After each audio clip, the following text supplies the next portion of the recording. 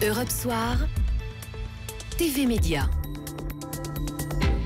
TV Média avec Eva Rock. Bonsoir Eva. Bonsoir Nicolas, bonsoir à tous. Et vous nous parlez ce soir de ce photographe reporter français Mathias Depardon qui est détenu en Turquie depuis le 8 mai. Sa situation est préoccupante. Oui, Mathias Depardon est en grève de la faim depuis 4 jours pour protester en fait contre sa détention. L'histoire elle débute le 8 mai dernier.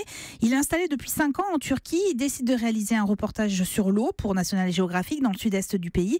Mais en fait, lors d'un énième contrôle, il est arrêté. Ses appareils et cartes mémoire sont saisis et les autorités exigent ses mots de passe pour fouiller ses réseaux sociaux et finissent par tomber sur une photo de femme qui est simplement légendée femme du PKK qui date de 2014. Sauf que le PKK est considéré comme un groupe terroriste en Turquie.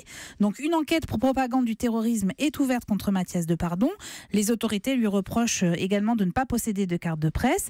Une décision d'expulsion a été émise le 11 mai, mais elle n'a pas été suivie des faits. Et résultat, le photographe est dans un centre de rétention de migrants clandestins. Après plusieurs jours en isolement, il en est sorti mais ne peut toujours pas communiquer avec les autorités françaises. Alors qu'est-ce qui peut se passer maintenant ? C'est difficile à dire parce que contrairement aux règles de la protection consulaire entre les États, aucun contact n'est autorisé à ce jour avec Mathias Depardon. En fait, vous savez, depuis le coup d'État du mois de juillet 2016, les autorités font ce qu'elles veulent. Plusieurs journalistes étrangers ont été arrêtés, expulsés. Quant aux journalistes turcs, la situation est terrible. Alors l'association Reporters sans frontières se dit très inquiète concernant Mathias Depardon, demande que le nouveau gouvernement français intervienne fermement pour protéger le photographe et assurer sa remise en liberté.